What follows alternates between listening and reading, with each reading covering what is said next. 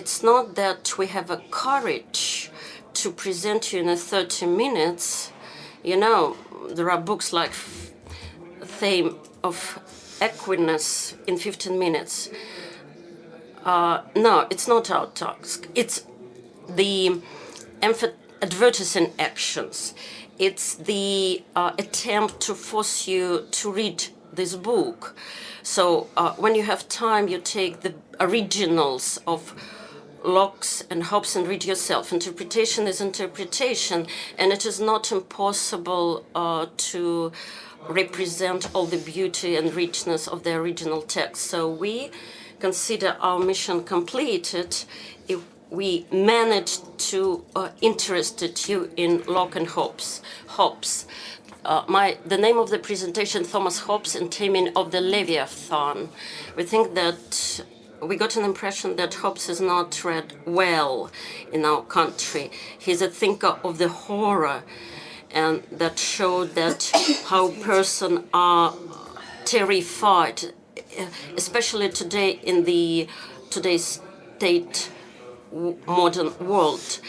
But I'd like to show you that Leviathan is not as awful and horrible that you might feel from the first impression.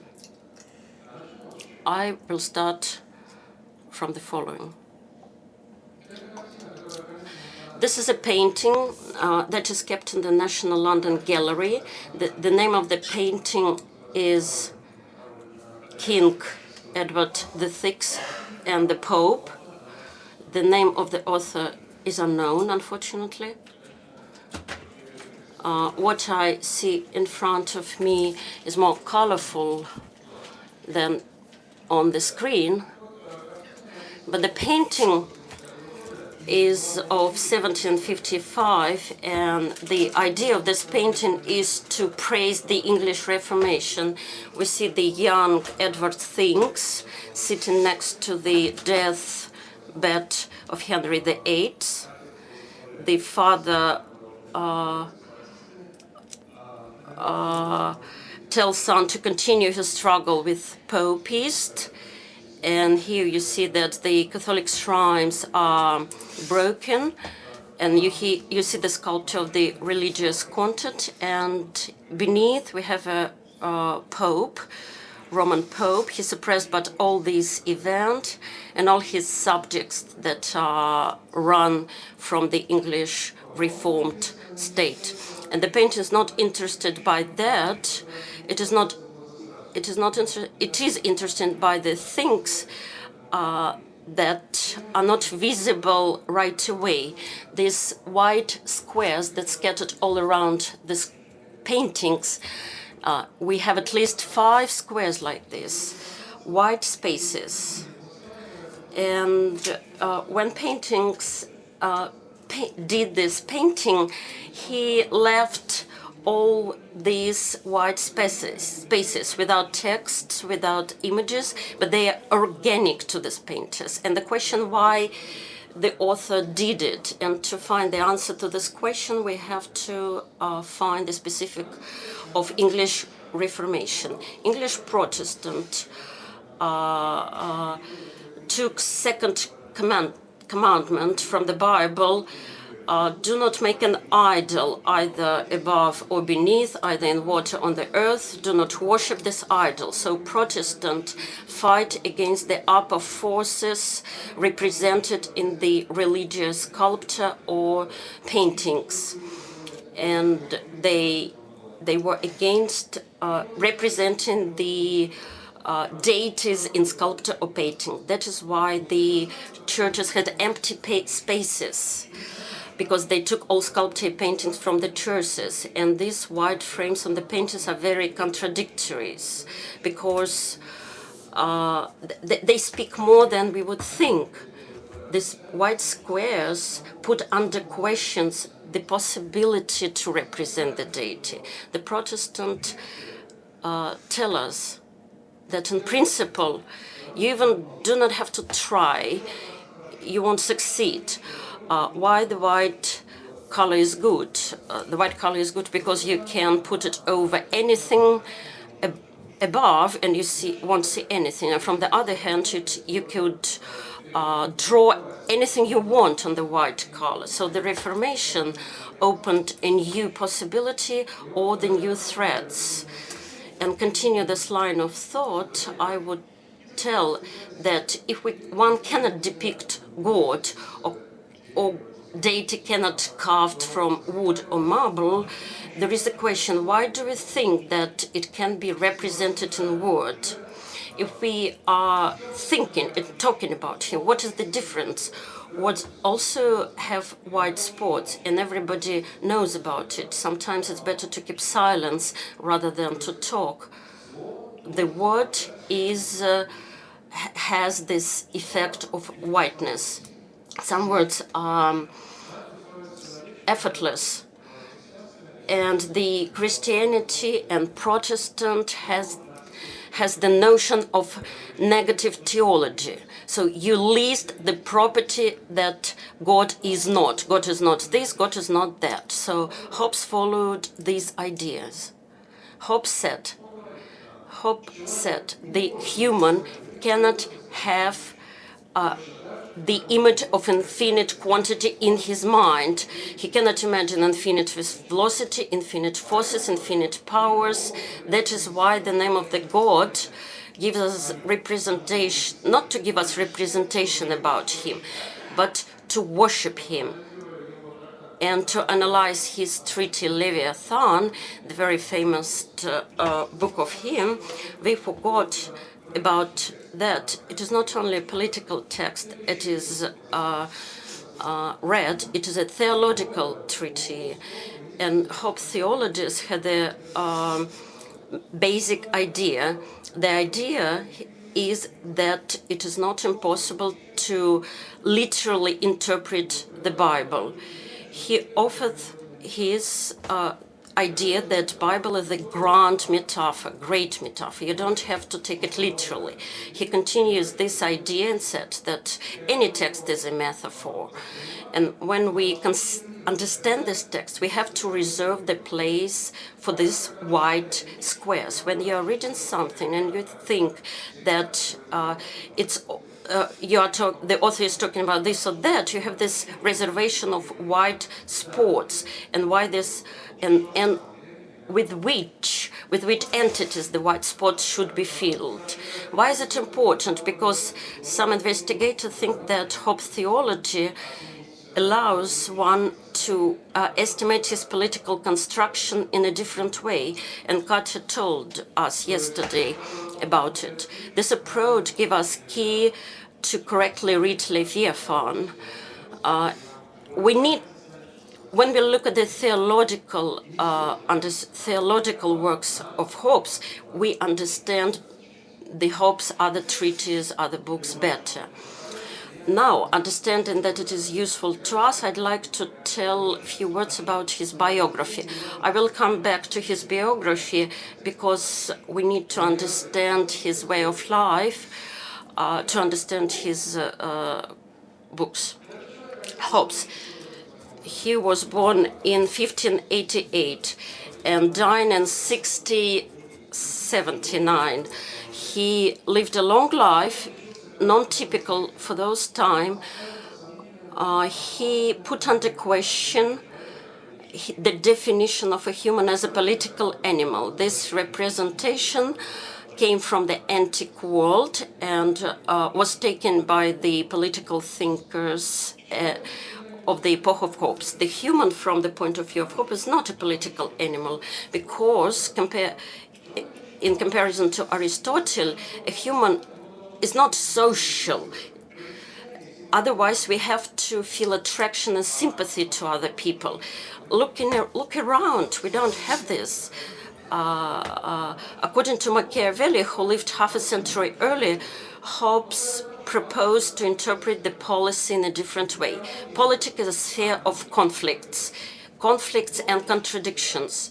This citation of Hobbes, on the first place, I put as a general inclination of the humanity, the internal desire to get more and more power, the desire that ceased only with death. Because the human nature overdue all the installations, there is a next question. Why the people are so querulous? Why do they like power? Why they would like to have the dominated position? And the Hobbes answered, pardon them, they are not guilty, they are afraid. They want power because they are feared.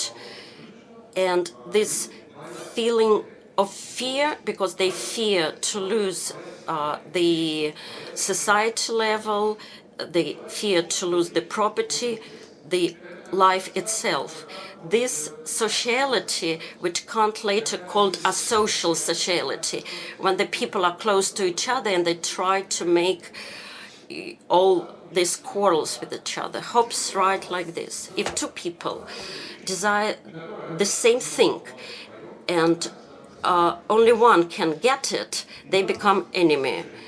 On the way to achieve this goal, which is in the preserving the life, and not to get a power, but to preserve the life, because a human wants to live. On the way to this goal, they try to kill each other.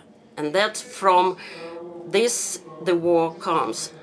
And it would be very useful to look at the context where he wrote all this. He appeared in England, went to life in England, was fearful. It was a beautiful Armad next to the Spanish Armad, next to the British Isles, and the British state was very unstable. This event, the Hobbes mentioned this event in his autobiography written in Latin. In this autobiography, the word fear happened very frequently. Hobbes, compared to the antique authors. Antique author, look at the Minerva. Why has these big eyes? He looks at the eye and she's surprised. And Hobbes said, no, philosophy starts not from the surprise, but from the fear. A person fears, and he started to think, because he tries to overcome the fear. So Armide is conquered, and the Vicarium son entered into Oxford and raised his social status. He started to communicate with people with whom he never communicated before. And he has a lot of noble pupils, and he teaches in a noble English family. And this gives him an option to travel all over the world. For example, he met personally Galileo Galilei, René Descartes, and more closely with Francis Bacon. He learned a lot from them. In 1628, he published the translation of Thucydides' Peloponnesic War. Why Thucydides? Because this historian interpreted the political world as arena of fight for the power between the Ottomanized city of Greece and individuals.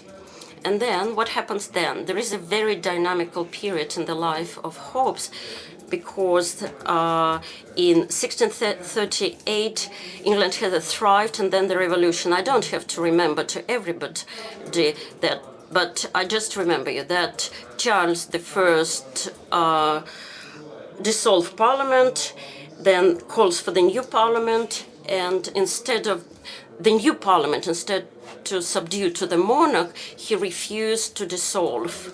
He refused to dissolve, and the English life has a lot of contradiction, religious, policy, economy, and the country gets a civil war in 2 years. Civil war that ended, that in 70 years, in 1649, Cromwell came to power, and the monarch is executed.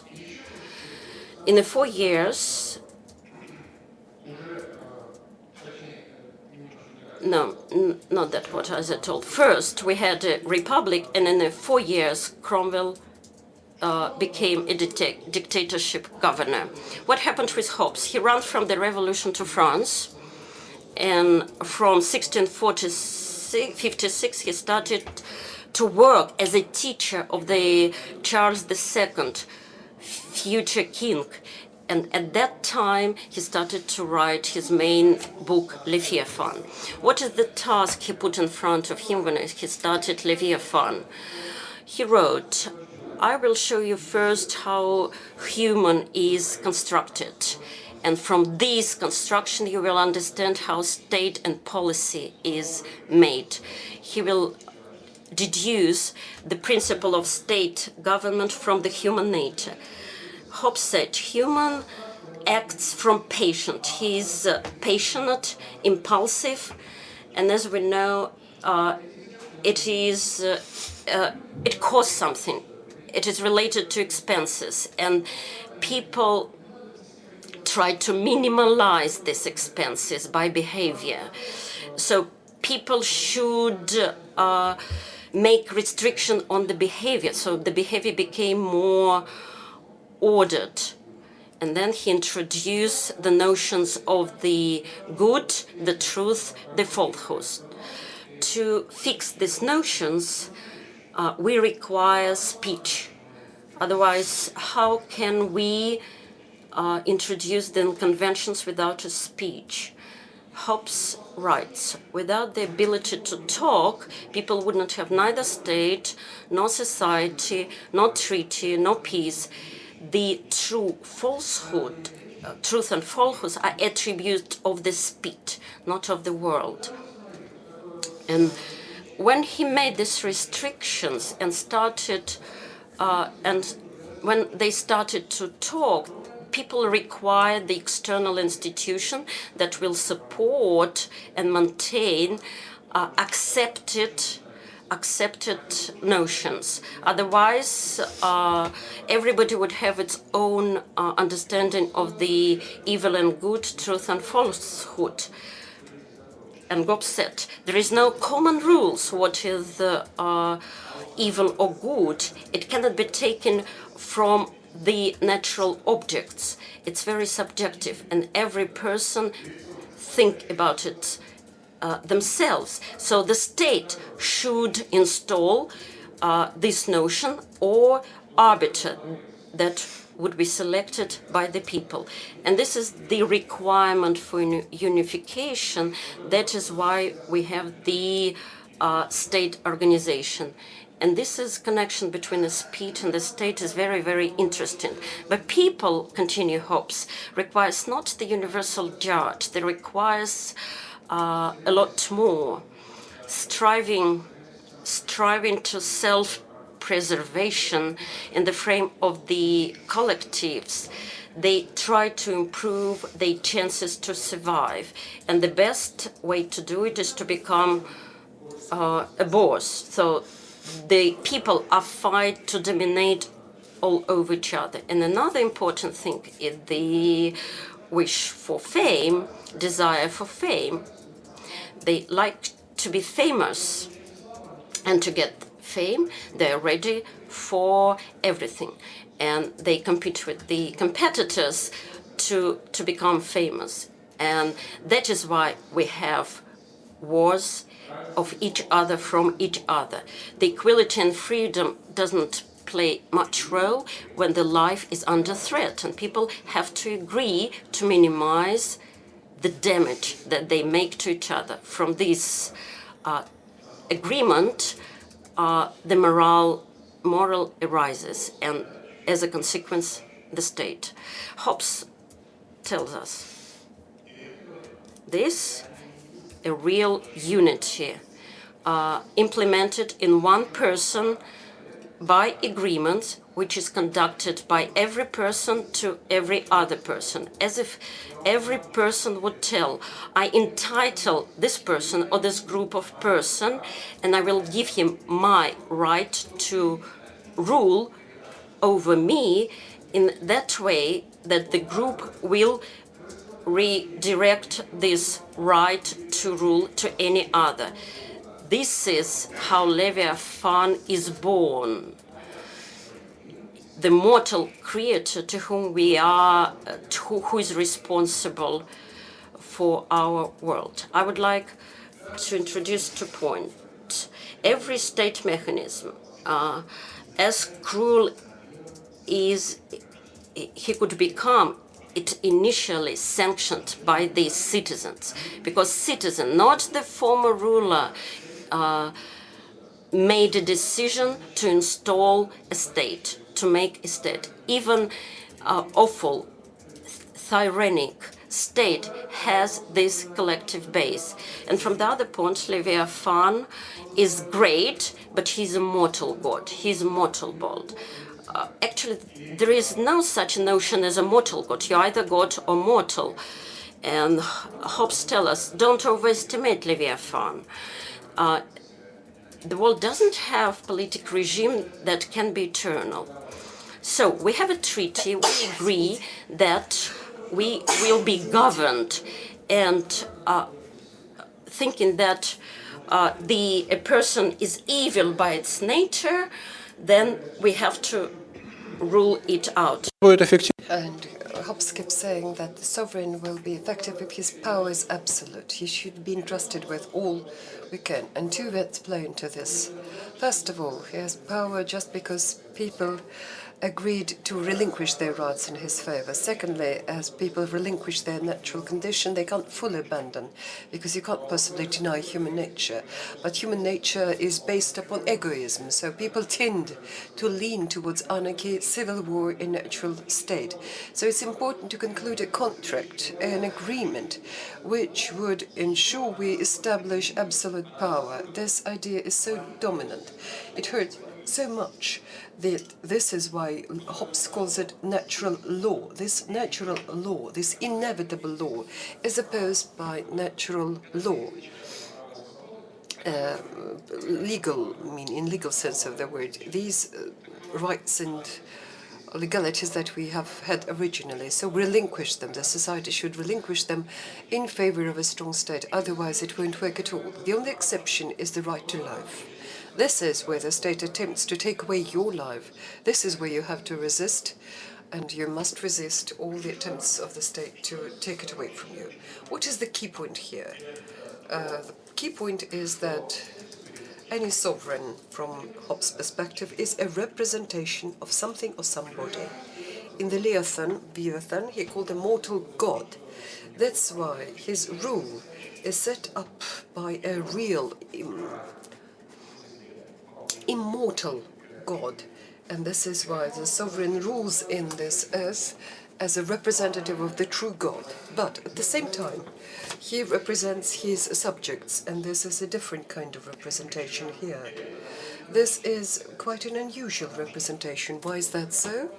And Hobbes discussed it at length. His power over his subjects is absolute and with no limitations. He has every right to do whatever he wants with them. Here the question that Hobbes raises is, I wonder if maybe the sovereign can represent God in this very queer way, thus assuming his prerogatives, very much like he assumes the prerogatives of his subjects. In the word mortal God, which is the word that is the most? If it is mortal, then the Leviathan is not that awesome as he seems. If it is God, it means we're substituting true representation through handmade idol, who only deserves to be destroyed.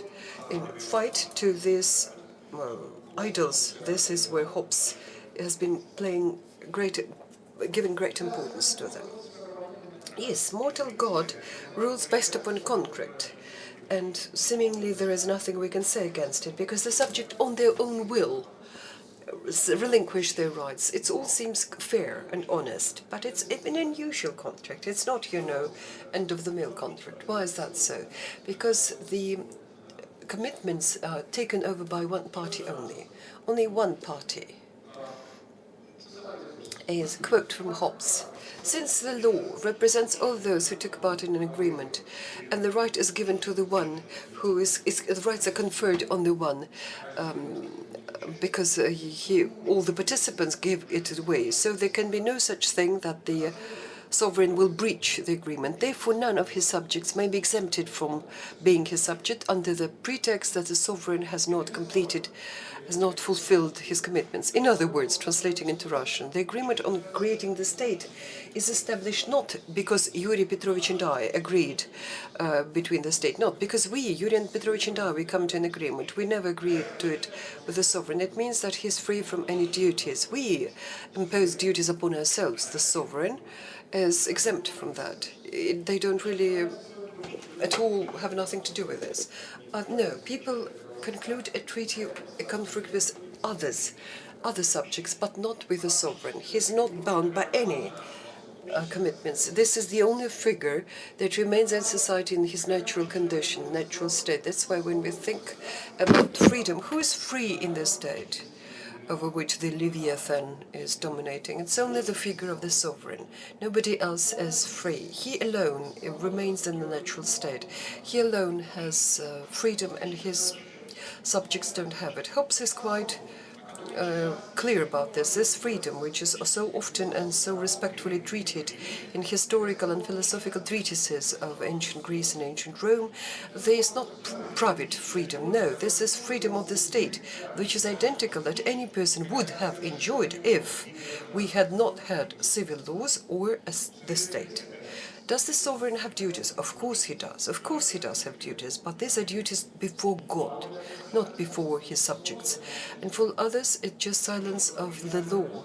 Whatever is not described in the law can be done. This is permitted, but no constitutional rights of freedoms or no congenital rights could not possibly exist. Going back to the biography, in 1651, the Leviathan is completed and is published in London. He gives as a gift to the future heir, to the future King Charles, a handwritten copy. But Charles perfectly realized that it's not a conservative apologia of the royal power. Instead, he realized that it sought to undermine regal power. He thinks that one has to obey to the government, not because of the dynastic or celestial mandate, because God entrusted the king with a sacred right to government.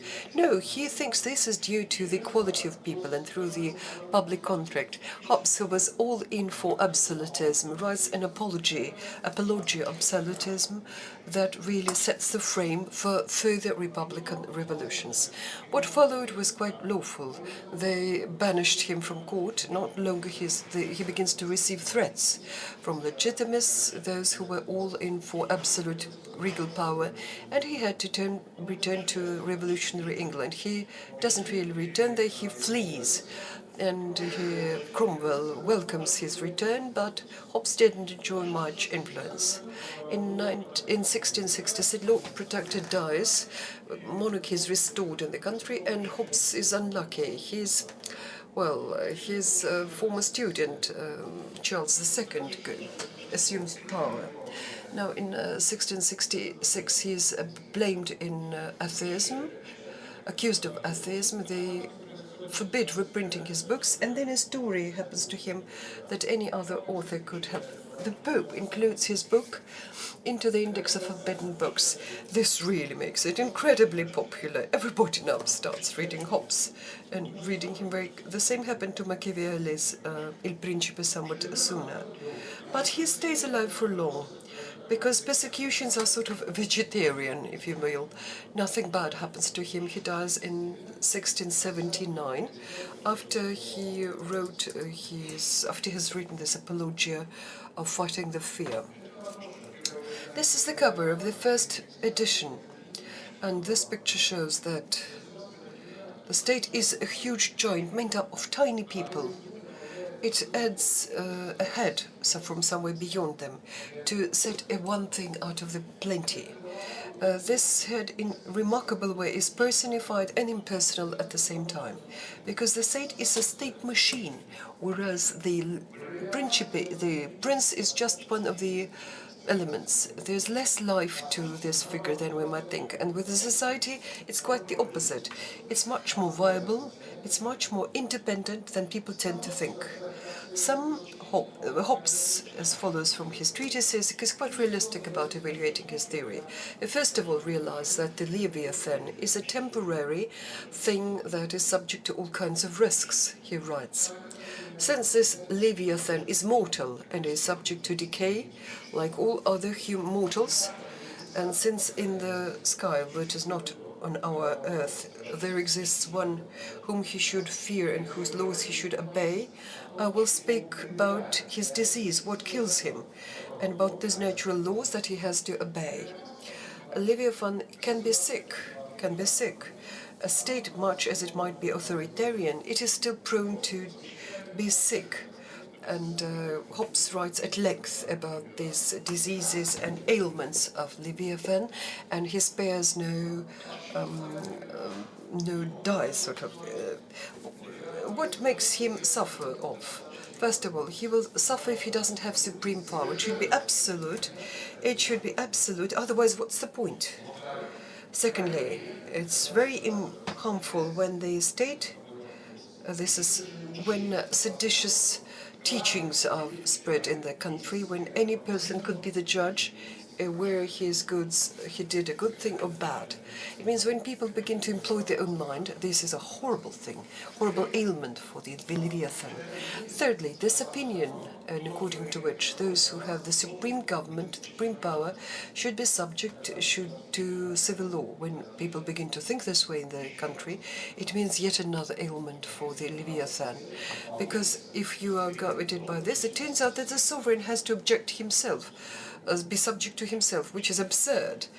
He doesn't want to obey anything. And second affliction, the teaching that power can be divided, power is indivisible. Finally, this is the last affliction to befall on the Leviathan, freedom of speech against absolute power. For to those people who claim they have political wisdom, can you imagine anybody speaks against the government? All these, maladies are known to any dictatorship. Any dictatorship opposes and fights this whole list of maladies. So this is where Hobbes comes up with with a suspicion that he might be really mocking us in a way. Mocking in a way that and which makes us even further think so, that he convinces us that, he has been doing so. He leads this all to ad absurdum, when he discusses ad limitum, when he speaks, forbid reading the ancient authors in your country, because it will never lead to no good. Their thoughts are destructive, and the rationale for this, it's good enough already to quote it in whole by now. As to rebellions, and rebellions against the monarchy, then one of the most frequent reasons for such rebellions are reading political and historical books written by ancient Greeks and Romans. Because people read these books, people came to kill their kings, because Greek and Latin writers in their books and treatises on policy announce quite lawful and legitimate such actions if, before committing them, a person calls his victim a tyrant. Thanks to this book, those who live under the government of the monarch can have an idea that the subject of a democratic state might enjoy freedom, whereas in the monarchy, quite the opposite. All the subjects are just slaves. In other words, one should be barred from reading all this heritage. And this is where it's important to discuss it in the historical context. A hypothetical reader of Hobbes would certainly raise his eyebrow in confusion, because it certainly was not in line with the political culture of England of the time, and the contrast was stark. Censorship didn't work at the time, although punitive practice of the Reformation certainly implies harsh sentencing and public punishment for voicing the dissent. But nevertheless, censorship was not because plays and books are banned very rarely. Here we have among this audience Leon, whom I respect so much. She published a very good article, which I referred to when I was drafting this presentation, how censorship worked in England right in that time, in that epoch. Jura says, yes, it was published in Jura's journal, Общий Rad. And Leon says that despite all punitive practices, only 2 books were lost to us. They didn't destroy what Hobbes comes forward with, this is silly. This strongly looks like deliberate provocation. And this is where I'm moving to the end of my presentation. And why does he do it? He does it for this purpose. Hobbes thinks it's very important to remind to his readership once again and again that the Leviathan is an artificial entity. We have to set up, we have no choice other than set it up. But he keeps reminding us, bearing it in mind, when you set up this artificial man, it is a very shaky structure. The Leviathan is shaky. The conditions for his existence are very sophisticated. They're so complex that to support them in practice is, well, virtually impossible. Which is the main reason to be unhappy about the Leviathan for Hobbes? It's very simple. He finds it is beyond time. It doesn't relate to time. It has no time, present, future, or past. After the Leviathan has appeared, it stops developing because he is perfect.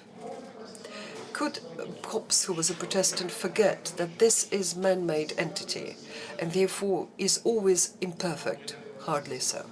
He never forgot this. And this is where we see an intriguing question about the alternative to the Leviathan. Hobbes comes up with this alternative in theological parts of his treatise, parts 3 and 4.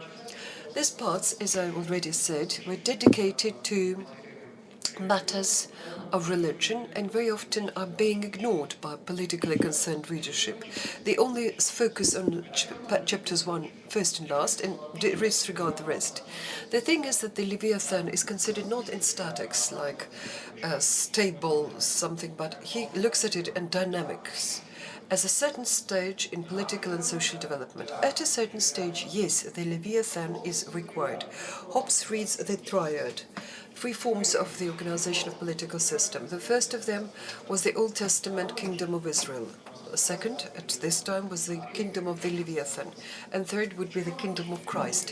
Where is the difference between the Leviathan's epoch from these epochs, the prior and the one that would come later? The difference is that the conflict that binds the modern sovereign with his subjects is a one-way traffic. Then it means that they have all the obligation towards him, whereas he has none. In 2 other cases, in the Old Testament and in the future kingdom of Christ, this will be a very different kind of contract. It will be a covenant. A covenant, this is a kind of agreement which will bind both the rulers and the ruled as 2 parties. A sacred agreement with God and man, where both sides assume commitments. But kingdom of heaven is quite a realistic thing for Hobbes. He says that this is a society where God is sovereign, no less and no more. This is a very realistic form of political organization. He thinks at length about what will happen when the resurrection takes place, where people live, whether they will be having human bodies or not. He says it will remain very much the same as it is now.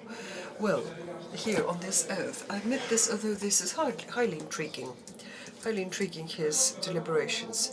So the Lord's supreme power is taken through contract, through the both sides, and this bilateral contract, it transforms the matrix of social interaction. It displaces vertical approach. It displaces it and replaces it with horizontal.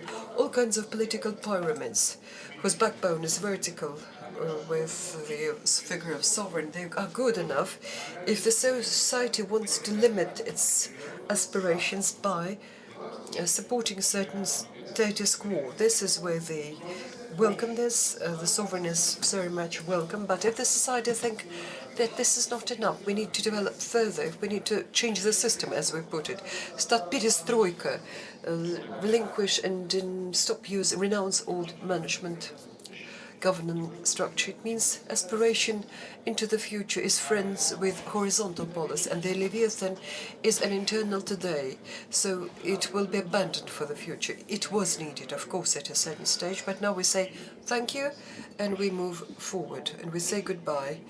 It will no longer be needed for the functioning of the policy. And the last 30 seconds. Maybe Hobbes was was not really sincere, was sort of dodging something, was playing cat and mouse to us. Certainly. He was certainly devious. All his work is about these white spots that I discussed as I presented a picture by an unknown English painter. He does it. He does be devious, but on a deliberate line. He wants us not to trust what he writes about. It means that the point is that we should understand the sense of his book and make it out on our own. He warns that truth is a matter of convection. When you try to fix a reality in word, it always goes hand in hand with white spots. And the book is needed just to make the reader think on his own. Again, this is very important. When we read something, we shouldn't count that we can, whatever we find there, we'll find all the questions there. Yes, to make them think, this is what matters. In one of the chapters of the Leviathan, Hobbes is very explicative about this thought, and I'll end on this, probably. People who trust books spend books in just enjoying them. This can be similar to the birds, also flutter over the books. They flutter being attracted by the deceptive light of the window, but they have no mind, not smart enough to think how to get out of there. People who only would think about volutation, they're not good enough, and they don't understand how true knowledge is much higher than what. Because ignorance is something in between false doctrines and true knowledge. In other words, so it means, dear colleagues, we read it, but we read with a critical approach. Thank you.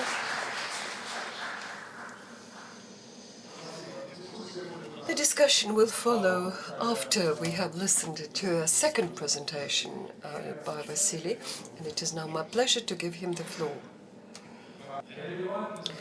What is relevance? Relevance of any text, there is this notion, especially that is relevant for the English scholarship, for the Russian to the less extent, the relevance, which authors are present in our conversation, which are not there. Certainly Hobbes and Locke are two authors who converse in the same conversation discussing the same issues.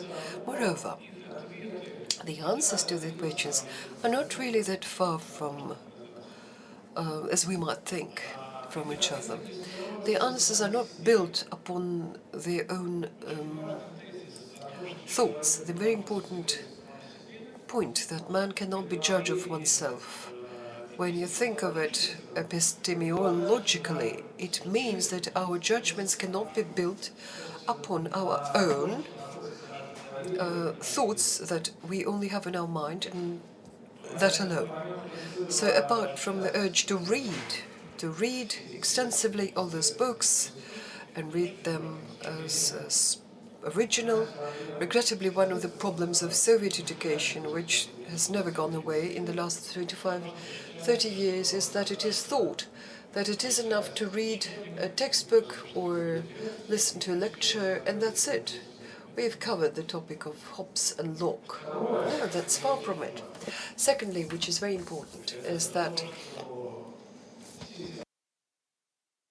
all those authors were in a dialogue, trying to give an answer to a question raised by the ancient times, by philosophy. Political science, not as I think of it, and I'm not alone here, starts exactly at a time when Aristotle, who was a student, disciple of Plato, comes up with text based upon Plato's teaching, but in many ways that correct, I wouldn't say the word repudiating Plato, no, because in Russian, regrettably, in the 20th century, it is marked with all this stylicism of schools for workers of the 1920s, which employed a very primitivistic approach. When we say denounces, it means he did it once and for all. Well, but Locke seemed to repudiate Hobbes, and Marx then repudiated them both. So that's why Soviet people just didn't read anybody. Why? Marx, certainly. He didn't also care to read, because there were excerpts And certainly they had no time to read this. So let's move away from this culture of schools for workers, like brief courses for workers. They call this Rabfag. This is certainly a dilettante's perspective, and I agree that dilettantes have long ago been ruling the world, but never tell it to anybody. I'm certainly one of the dilettantes, amateurs, layman, and I try to rule this word without drawing attention. As the well-known demotivator in Russian rhymes, I try to rule the universe without the paramedics in the mental clinic noticing it. So with your permission, I'll try to build a certain mirror to what Andrey just discussed from Locke's perspective. John Locke is a man who belonged to the next generation. If we look at Hobbes and Locke, he was a man who lived in the next generation, also enjoyed quite a long life. A very difficult biography. I don't want to dwell upon it. We'll probably go back to this later. The reference point is that in the same way he comes from middle class, his father was a provincial barrister from Brington. Nowadays it's impossible to find it on the Google, because once you come up with Brington you can find online something else. His father was attorney at law, man of free trade, free profession, that is also very close to understanding and interpretation of law, very much like a vicar. So he also had Oxford behind, but he studied at Oxford at the height of the first part of the English Revolution. In the 1640s, his active life started, this is the fightings of Cromwell, and overall could be considered as growing, soft, but in terms of time, a reaction that would turn harsher and harsher. This was the man who in his youth, his father for that matter, fought in the Cromwell's army. He was very active of the revolution. Locke, in this sense, was a child, and as a brainchild of this revolution. But for most part of the revolution, he saw the fruits of that revolution being disavowed, up to live to see the restoration when he had to emigrate. The text that I suggest we should focus our attention on is part 2 of his treatise, 2 treatises of government. They were written, you can see it in this slide, in 1679. Certainly he couldn't publish it, he wrote for himself, as the Russian saying «писал стол» means. Locke was, at the time, it means he wrote it and left it in his desk, having no hopes to publish it. Moreover, he had to flee his country and live in the Netherlands and live under a false assumed name, because the English wanted him to be handed over to England. And 1679, when most of his active life was over, in 1679 he was not a child. We would put it this way, in the tertiary age. He goes back to, together with the court of William of Orange, on the wave of the Glorious Revolution. 2 treatises of government then are, published. That is the time of the Bill of Rights. He lives long enough to see some government posts, but he's already an elderly man, quite sick. Most of his life is over, and he spent his life waiting for something, in expectation, but it was not expectation alone, it was struggle and a lot of intellectual effort. And this intellectual effort, certainly, for us today, is the most important part of his heritage, something we're now discussing, reading. Let's look then at Locke. Apart from the slides, I drafted about 10 points, a dozen points, where Locke in this way differs from Hobbes, and about 5 points where 5 bullets where he fully coincides with, unanimous with Hobbes, and I will discuss them, discussing this on the presentation that was once delivered. it would be very good to build it in a different way. The second part, the second book of the Treaty of Government, started with the following declaration. This is the first paragraph. Those who is not consider just to think that all government in the world is the product of only of violence, and the people live together according to the rules as beasts, according to which the strongest get everything, which is the basis for the internal mutinous revolts, in brackets, against which the many opponents of the theory dispute. We think that the other source of political power and the other way of defining the people who participate in the government, we should find it other than the Sir Robert F. Robert F.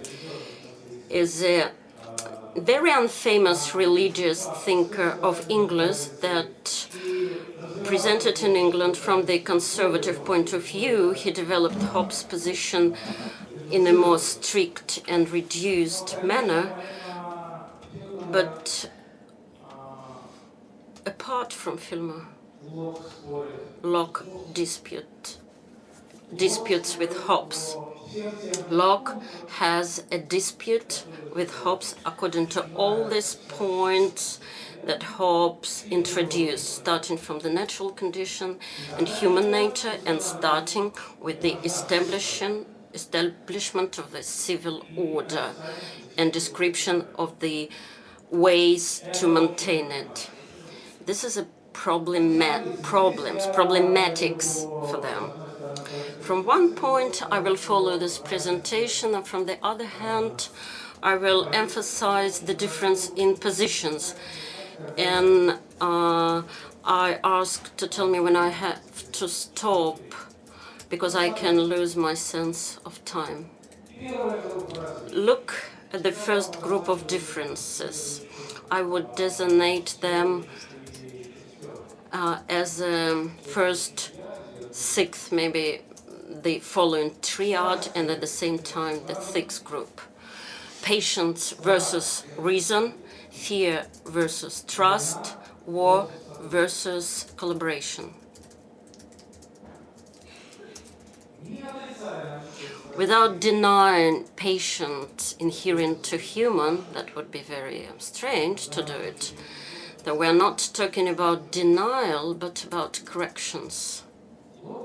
Locke said that having absolute freedom in natural condition, every man is restricted by what it calls the law of the nature, or reason, to what he knows as the person of universal knowledge who knew the famous modern work on biology.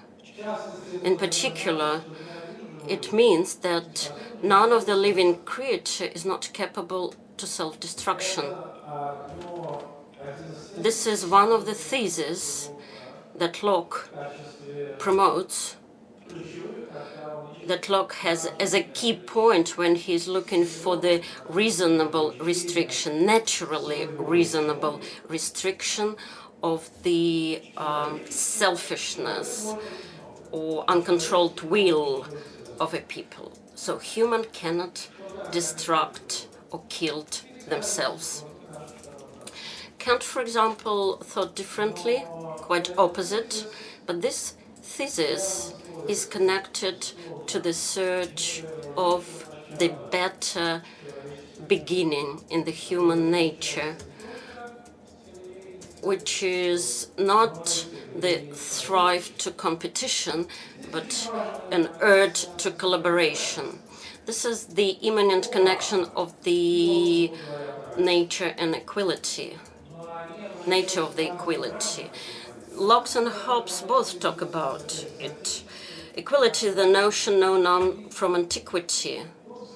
Hobbes speaks about equality from the nature, meaning this is the equality of pretension, and the main pretension is life. We are equal in our desire to live. And we have many more other desires. For example, if there is the last water, bottle of water on the earth, we would have the same desire for all, the same desire for one bottle. Locke does not deny this basement. He's not in dispute with this statement, but he put our attention to the equality of possibilities that were given to a human from nature. And these possibilities are connected to those that any person from nature has a freedom to act and had a freedom to judge others. In natural condition, a person is not restricted at all in his will, but he can restrict others. As for example, somebody stood on my foot, I can judge myself personally because he damaged my foot. But does it lead to a war automatically? Here, for Locke, this is not obvious.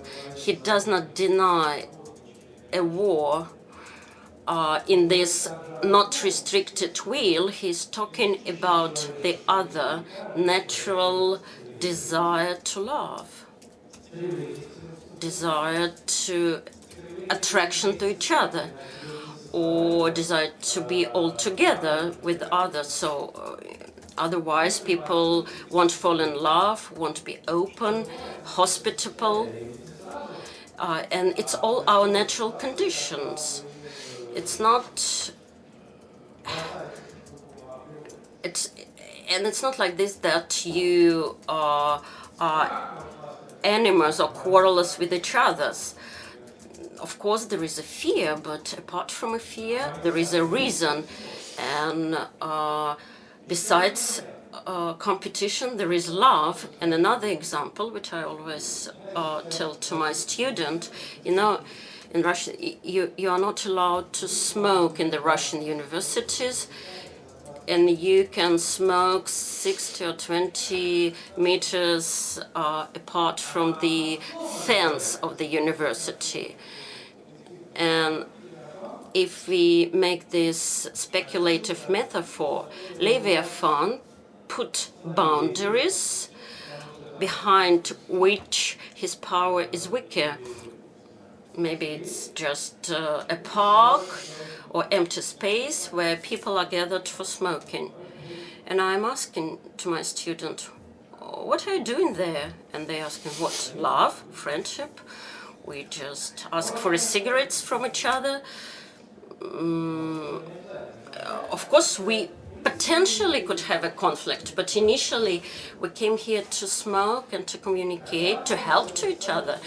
But of course, we can imagine there could be a quarrel and even fight between them. But it's not necessary. It is not necessary. But there are risks I will be talking about later. So we have quite a different perspective.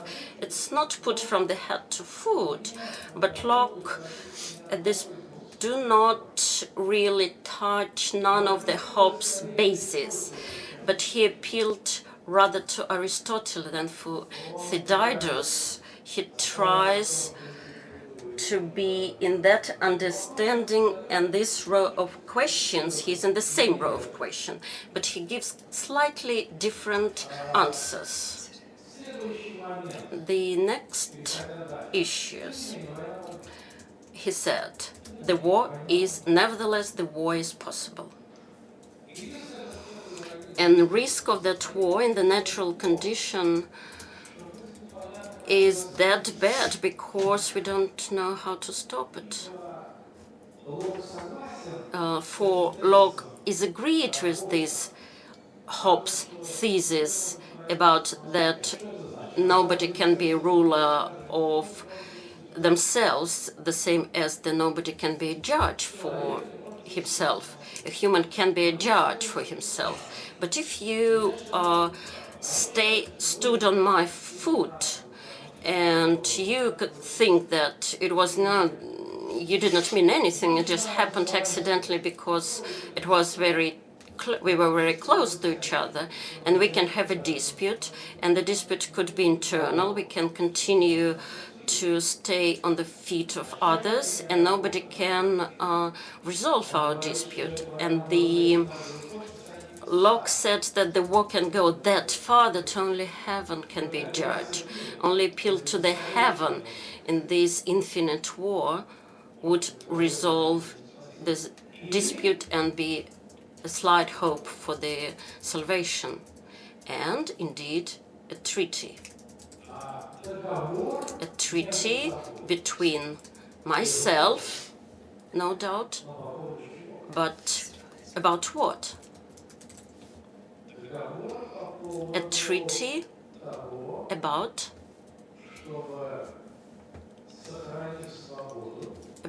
for me to preserve a freedom, to provide security and preserve my property.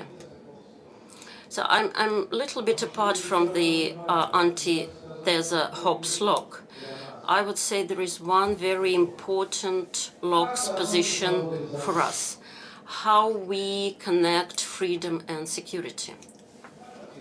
Our answer: we change freedom for security. This is the mess. This is a common answer in any newspaper, liberal or non-liberal. You will find this answer in Russia. For more security, people must have less freedom. This is a normal equivalent exchange. What Locke tells us? Locke tells freedom in the natural condition is a freedom to manage his own life and property. And it follows from equality, because everything that we want to possess, it's our life and property.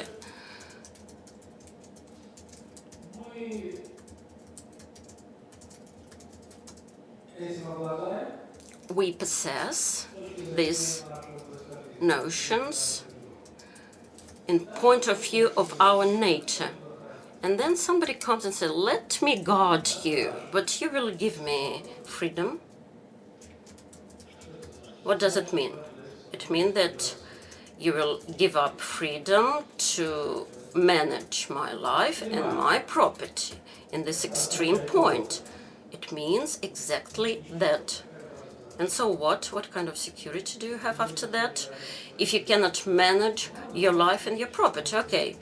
Forget about the property. We're all raised in communist country and we didn't have properties, but we had life and we still have it.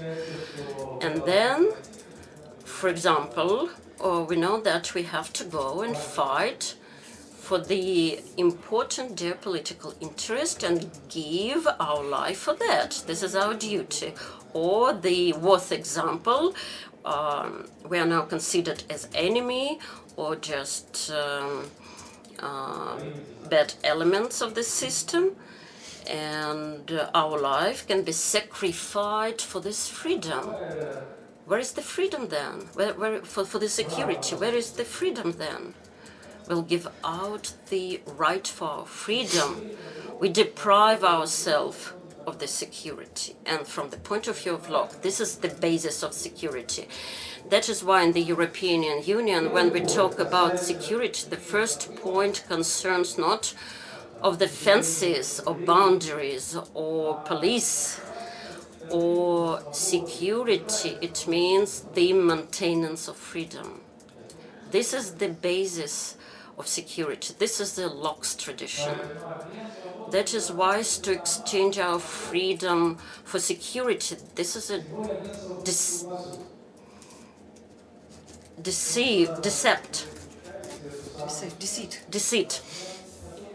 This is extent that cannot exist because freedom is the basis of everything. If you don't have it, you cannot get anything else. That is because we have unsolvable question, unsolvable task. We have to refuse our absolute freedom because we have to give our freedom to a third party on condition to maintain our personal freedom, our personal property, and the third as a bonus. When a person is married, he becomes richer. Bachelors or non-married people are poorer than the married people because it's always growth from two sides. So you, when you create a family, you bring more money to your entity than if you are alone. And following Aristotle, Locke follows the unions or groups of communities. And then we come to the notion of common well. For example, you cannot make a school or hospital only for you, or the road only for you. It would require titanic efforts and useless efforts only to make this public contract. And when you can find the resource, you create this bonus at the commonwealth. And here you preserve a personal freedom and you can conduct a treaty according to Locke.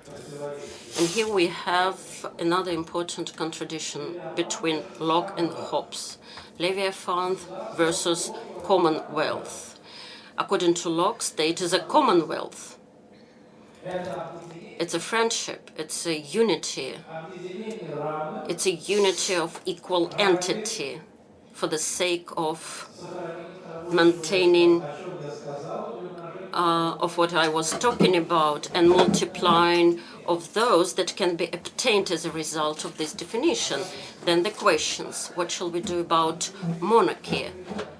Monarchy is not the best form of government. Why? And starting from the thesis that a person cannot be a judge for himself, okay, we choose a monarchy. Even if we choose the monarch, we create a civil government. Laws appear, judge appear, but one people stays in his natural condition. And it's not only a mortal God. In the belief or theory of Locke, it's just a human that has everything that any other human has.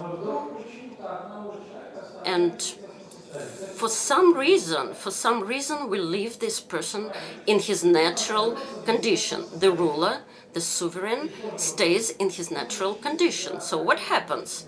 For example, we are defended ourselves from these rats, mouses, and other small animals, but we did not defend ourselves from lion. And then we concentrated on a structure that will suppress us. Will we stop war? Because our goal is to stop war.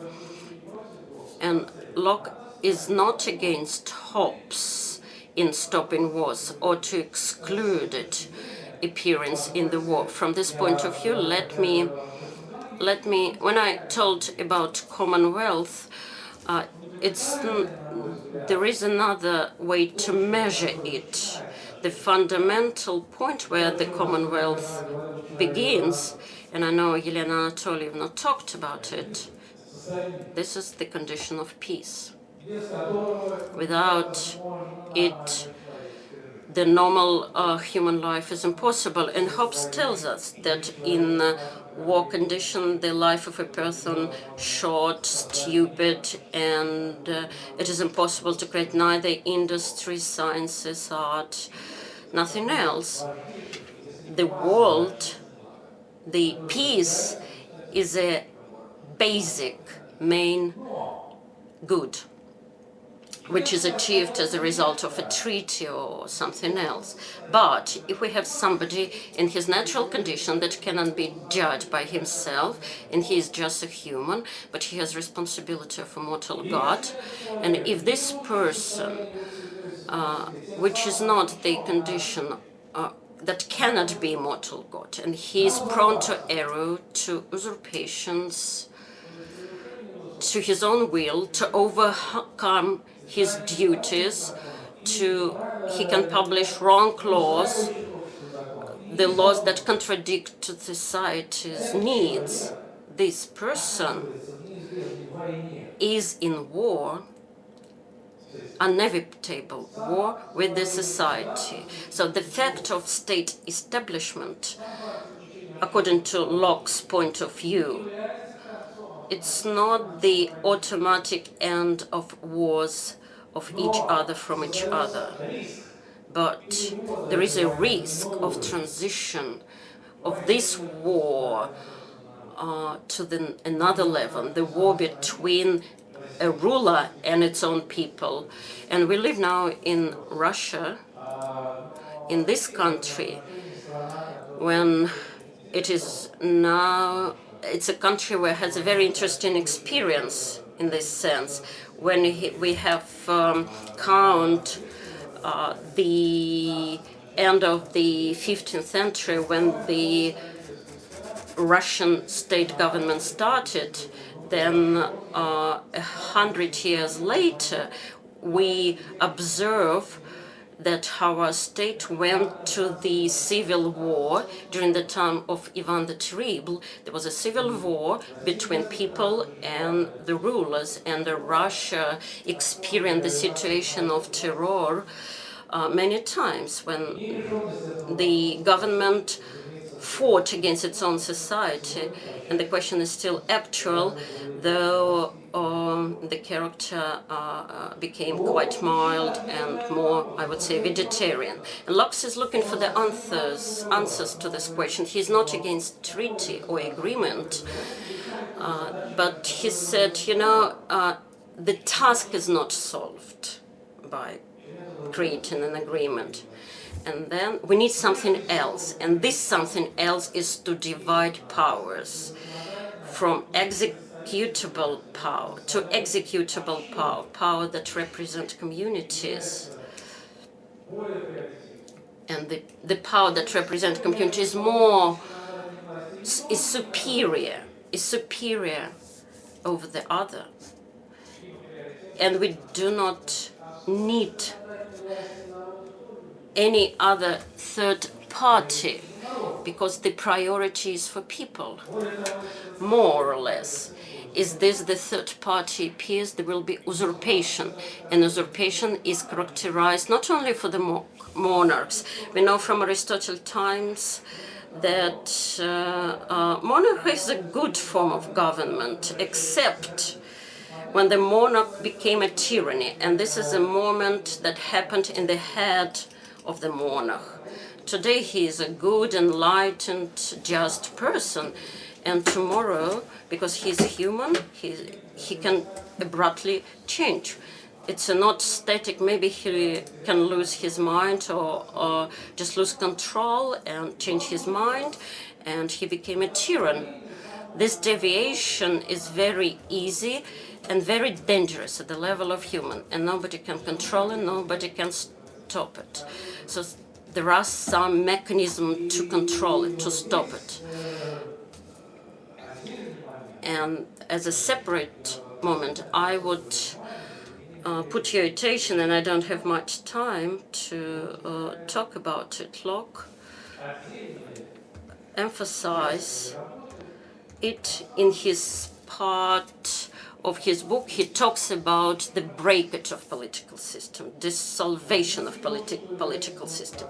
It's not because we have a lot of treaties about freedom and civil rule, or that Leviathan is restricted. No, the breakage happens from the uncontrolled rule that create laws contradictory to the society, and that is why they are not executable. The laws that have resistance in the society, and this situation when the strict of Russian laws is compensated by the non-necessity of their execution tells us not about the strength of the structure, but vice versa, about the weakness. The structure is more cruel rather than because it is weak, because it is cruel at that point when he cannot exhibit power. This is another entertainment between force and power that we don't have distinguished in Russian language. In that situation, we have a risk for the state. Locke is not a person who would like to restrict the state. He would like to have a strong state, but strong state is restricted with restricted civil participation. Okay, what is the requirement for the citizen? Loyalty or something else? Our foreigners are not loyal to the government, to the rulers, where they live as a foreigners. The modern modern trials show that immigrants are the most loyal part of the society because they just came to this state and they enter the desirable conditions and they are more loyal. And for example, here we would have more loyal because we don't have all these foreign rules and laws, and we are here temporarily, and it's not in our country. That is why we are more loyal here. Of course, we have to oblige to the law, but citizenship started from participation, not from participation, from the motivation in the interest, from the readiness to accept laws and develop them, and only as a consequence to follow them. Otherwise, you're just foreigners. Okay, there is a law. I didn't invent it. I would follow it. This is a position of foreigner from the point of view of law, position of a citizenship who actively participate in law creation. If you think that the law is unjust, he can demand to change this law. And that's how the state become more powerful, not vice versa. Perhaps it is more complex and more longer procedure than to just make it quickly, but it's a very stable structure, very long-term structure. Here is another principal distinction between Locke and Hobbes. Hobbes, if we take in consideration historic reality, well, Leviathan doesn't have any responsibility in front of society, and Leviathan is a product of conquering. And you know, England is a product of Norman conquering. And Locke tells very carefully about it because it's a white spot you cannot talk about. For Hobbes is a white spot that you cannot talk about, but for Locke tells about it honestly.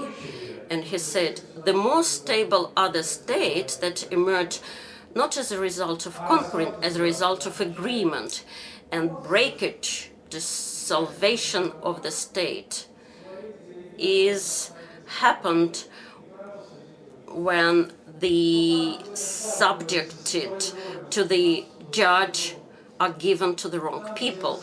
When we have unjust legislations or law violations, we have the breakage of the law. We just started to violate the law because we don't like this law, and then you as a person participated in this breakage, and then according to this law, according to the law in your head, you started to judge.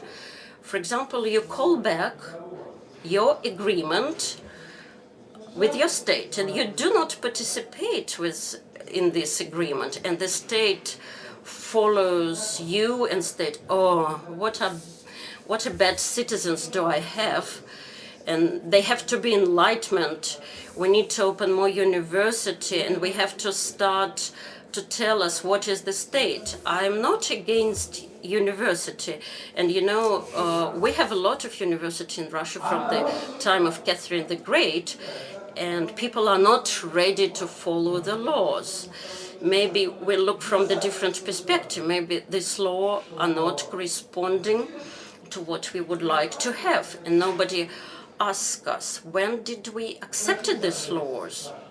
Of course, we cannot trust this law to these awful people, and this is a vicious circle, and the simple answer would be given by Locke. What can I tell more?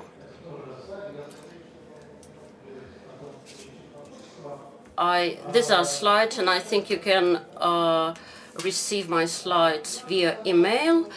Locke is considered the father of liberalism.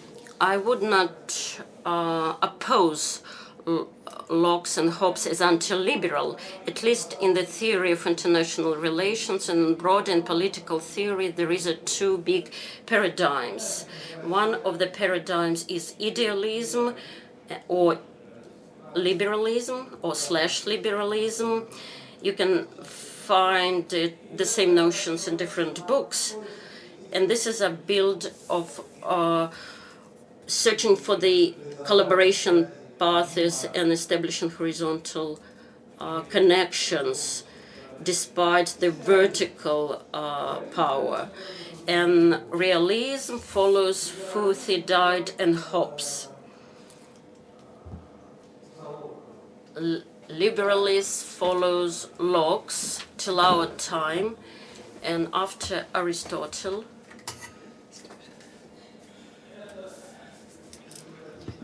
In my opinion, this is much rather two sides, two aspects of the same conversation.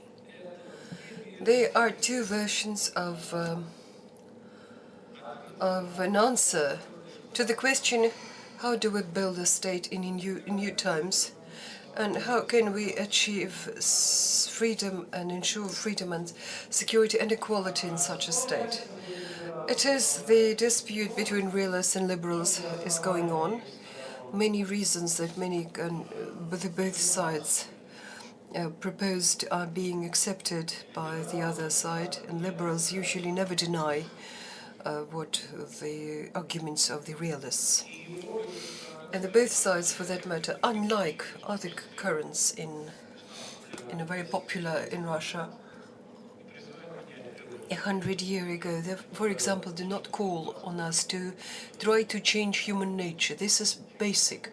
Man is as is. There's no attempt to change him. And the system we're building should be considering the man we have right now, not a man in the future, which we might grow someday. And all those here will die out because, they do not deserve democracy or a bright society in the future. We actually lived long in this paradigm, and this resulted in huge loss, including, amongst other things, huge loss of human lives. Where do Locke and Hobbes converge? Where do they have it in common? Because, first of all, neither wants to change human nature, and they both accept it. Secondly, that law is better than natural state, natural condition, and it should be built upon consensus and agreement. They agree that equality and freedom are something inherent for humans. it's that human life is intangible, is something that should be. You can revolt against Leviathan when he all of a sudden goes against you and wants to take away your life. So when the Leviathan wants to take away your freedom, because next thing it does, it would take away your life. This is called usurpation and tyranny. So speaking about the state of nature, these points are certainly the foundation for, that include liberalism and realism as well, and they are the foundation of humanistic theory, political theory of new times, which remains very relevant for us. And whatever I can do and say to you right now at the very end of this is that we have got quite a lot of free time right now.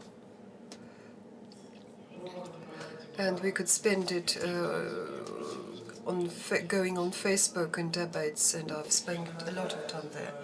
But sometimes I urge you to leave this condition of being immersed in debate where words are repeated and repeated until they lose any point, any sense.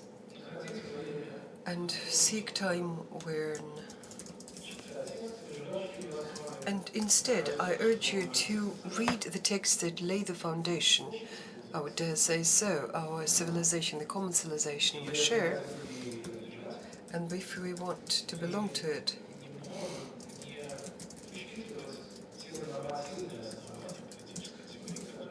And we cannot but take into consideration the regulatory aspects of the theory that was the foundation of both liberalism and traditionalism. And the last point I wish to make, conclusive point, is that at every session that I listen to here, the most remarkable and something that I would remember would be the metaphor used by Lev Dmitrievich Gutkov, necrosis of idealism. Because here I speak as the one for Locke.